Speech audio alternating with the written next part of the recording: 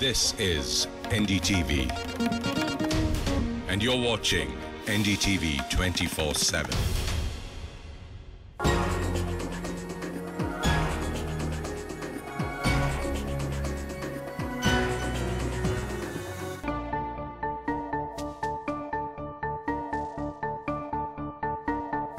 When the attacks unfolded in Paris, the whole world watched in horror on television screens as you could see pictures of an attack that was carried out with really a lot of brutality and a lot of cruelty. And a lot of people across the world had many things to say about this. But the focus once again shifted in the media and in the public discourse on what British Muslims, what Muslims living in Europe thought about the attacks, instead of treating making this a debate about generalizations and branding what a certain community may think about it. We thought it right to actually come down here. We're in East Ham, and thank you all very much for joining us, all young people from the Muslim community. We want to kind of reflect a bit on what went through all your minds when you saw the attacks, when you saw this on television. What was the first thought that went through your mind? And then we'll kind of look at some broader issues as well. To begin with you, sir, what went through your mind when you saw the attacks unfold on television? The first time that I heard about this issue, I was actually outraged and disgusted by what happened. There was no need for violence in the first place, but then there was no need for Charlie to draw a picture of the Prophet, which, it's revolting for all Muslims around the whole world, not just the UK, but around, international. But then again, the situation could have been resolved in a much more mannerly way. I don't think any violence should have been caused at all, as Islam is about peace and, trying to embrace peace and not violence at all. Okay. What about you, sir? Do you agree with him when he says that, while it was obviously wrong that violence was used, but the magazine shouldn't have published the cartoons anyway? I don't agree. I don't because no one has seen the Prophet ﷺ. So the image they have made, I don't see that image is for Prophet ﷺ.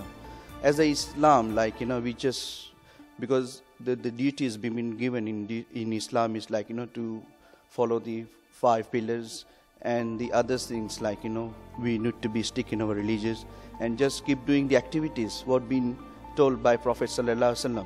There is nothing. Is this violence gonna be until the the day of judgment? Is gonna carry on. But as a Muslim, the true Muslim, you just need to do your salah on times, how you've been told to behave and everything. So that's, if you follow that, then you are in a right path, Okay, and what went through your mind when you saw the attacks, on television? I just think this is a personal attack. I thought it was nothing to do with it's just to more involved in a religious time, Because everyone has seen this, in whole over the world now, because they try to draw the cartoons and it's been happened before as well. But if my view is if Muslims stick on their religious properly, then it will not. But did it make you angry when you knew that this magazine was drawing these cartoons? Did it make you angry? No, it's just not at all. Because I feel because I've never seen Prophet ﷺ known on this world, have seen the Prophet ﷺ. So why should I follow that cartoon, Very good. That's a great point. I mean, that you don't give it much weightage at all. You say that you don't. No. Okay. What about the two of you? Tell me, ma'am. When you saw all of these pictures on television, what went through your mind? I was outraged. I thought it wasn't necessary, so they couldn't have used violence. I think violence was an easy escape, and it's just a rough thing to do of them, and they could have used another resolution instead of violence. There's so many other, Islam's about peace. Like what? What could they have used? They could have done protests and peaceful protests rather than violence. I think it's just easy for the media to manipulate this kind of topic, and everyone can assume that generally Islam is a bad kind of religion, and that's so easy for everyone to kind of criticize on. So yeah, I think it's... What about yourself? I was annoyed when I realised that they drew a picture of our Prophet, but that didn't mean we had to kill them. And killing them would mean that we wouldn't be Muslims, because killing someone isn't part of what we teach. So technically they weren't Muslim, so they shouldn't really bash our entire community and religion for that, because it's not our fault.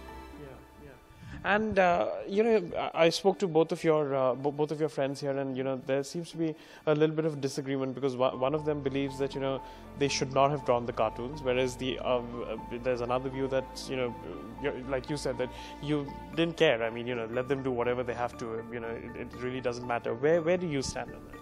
I don't really care what they do, because it doesn't affect me. But if you do something that affects me, then I'll be annoyed. But it's nothing that harmed me or my religion, because it's their idea, and their idea doesn't affect my idea of who my Prophet is. Okay.